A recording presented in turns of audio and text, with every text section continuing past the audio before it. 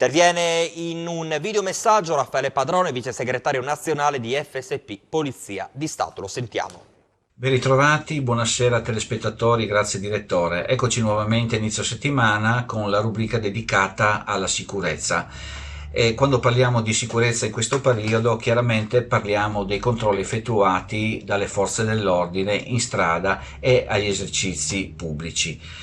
Vi do un dato per gli amanti dei numeri, un dato relativo a ieri. In tutta Italia sono stati effettuati 73.320 controlli, sono state sanzionate 1.464 persone, sono stati controllati 15.147 esercizi pubblici e sono stati denunciati 59 titolari e chiusi 11 attività pubbliche ed esercizi pubblici. Ma il dato più sconcertante con cui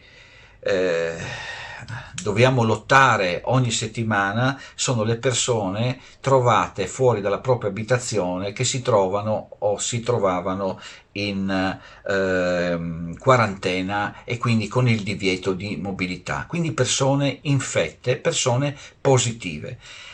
E sono state 22 nella giornata di ieri. Io credo che sia veramente un dato molto importante, siano 22, siano una, sono persone che dovevano stare all'interno della propria abitazione, che dovevano guarire, ma che non dovevano neanche infettare gli altri. Passa troppo sotto gamba questo aspetto dell'infezione e questo aspetto della salute.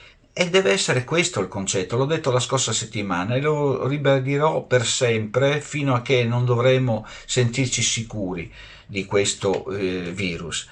Deve passare questo concetto, dobbiamo stare bene noi, ma dobbiamo cercare anche di far star bene gli altri. Non sarà un Natale facile, c'è la prospettiva del prossimo DPCM che andrà in vigore dal 4 di dicembre e partirà con alcune restrizioni.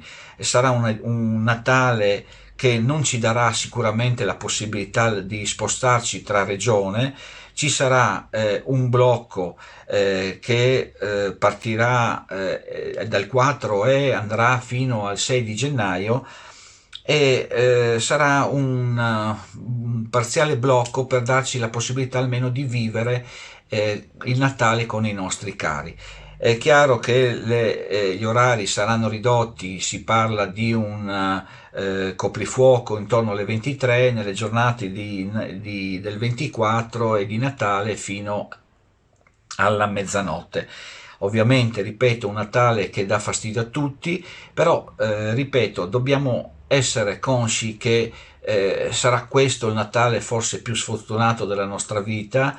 C'è qualcuno che già piangerà a Natale i propri cari perché li ha persi durante questa epidemia e quindi io penso che la cosa sia importante di stringere un po' i denti, andare avanti, cercare di pensare che fra qualche mese potremo essere fuori da questa forte crisi. Il Covid magari rimarrà per mesi, ma potremo avere, se oggi abbiamo un presente un po' così restrittivo, potremmo pensare che aiutando noi e aiutando gli altri potremo avere un futuro più gioioso e quindi magari ritornare ad avere un'estate degna di divertimento e chiaramente di ferie.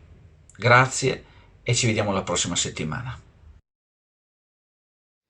E tra tante tristi notizie c'è invece una notizia lieta.